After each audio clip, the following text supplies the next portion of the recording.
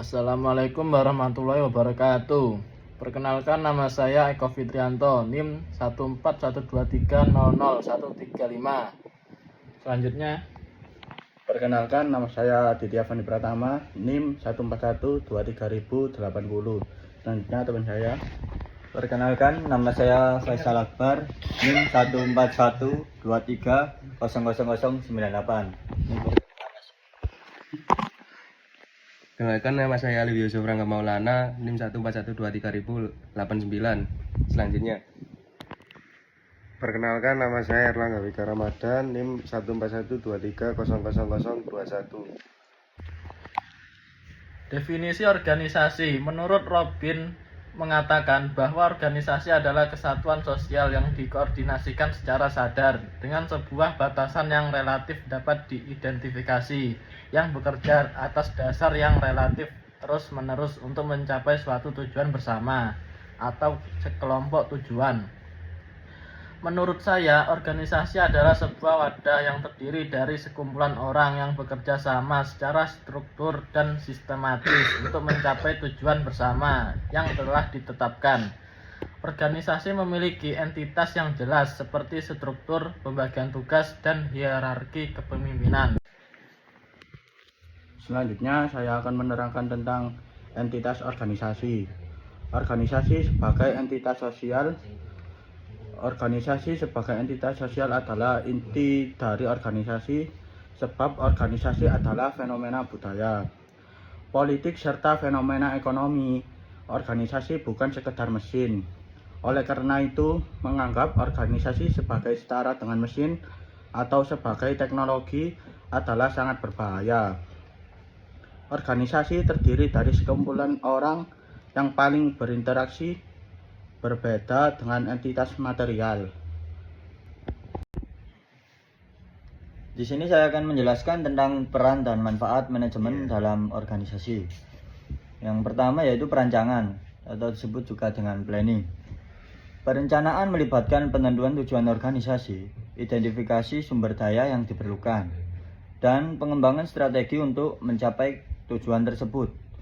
Yang kedua yaitu pengorganisasian, atau disebut juga organisasi. Pengorganisasian melibatkan pembentukan struktur organisasi, alokasi sumber daya, dan penentuan tugas untuk mencapai tujuan.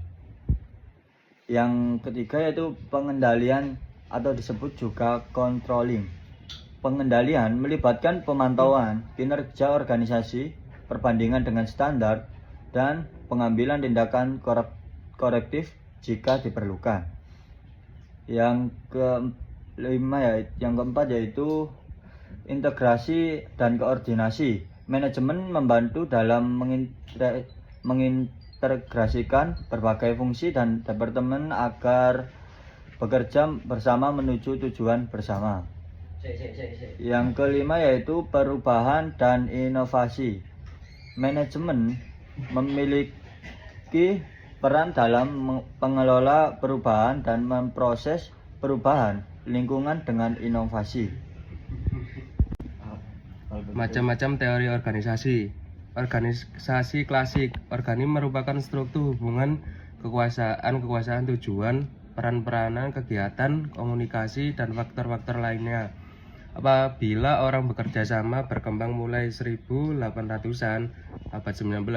Dalam teori ini, organisasi digambarkan sebuah lembaga yang tersentralisasi dan tugas-tugasnya terspesialisasi serta memberikan petunjuk mekanistik struktural yang kaku, tidak mengandung kreativitas.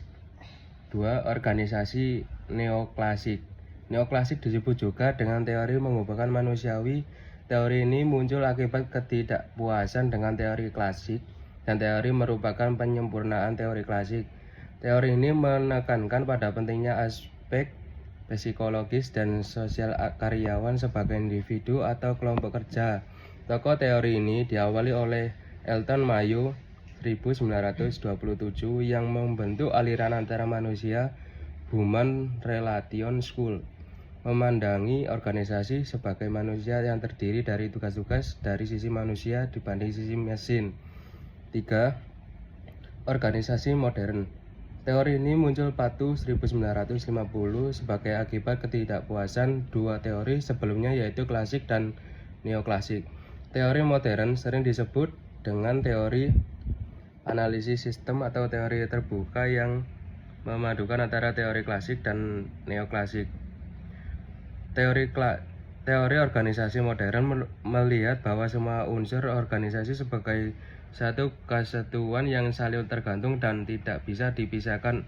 Organisasi merupakan sistem terbuka yang berkaitan dengan lingkungan, dan apabila ingin survive atau dapat bertahan hidup, maka ia harus bisa beradaptasi dengan lingkungan.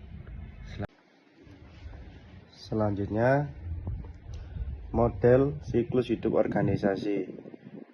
Model siklus hidup organisasi ada 4 tahapan siklus hidup organisasi, yaitu kelahiran, pertumbuhan, penurunan, dan kematian. Organizational birth atau kelahiran organisasi dengan memanfaatkan keahlian dan kompetensi.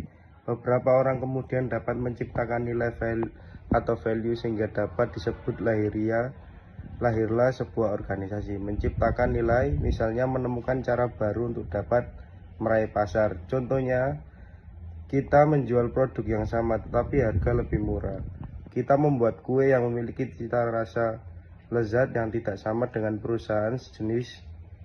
Contoh tersebut menunjukkan strategi yang dipilih seperti penawaran harga yang lebih rendah dari pesaing atau low cost business, dan penawaran produk yang berbeda dari pesaing atau differentiation.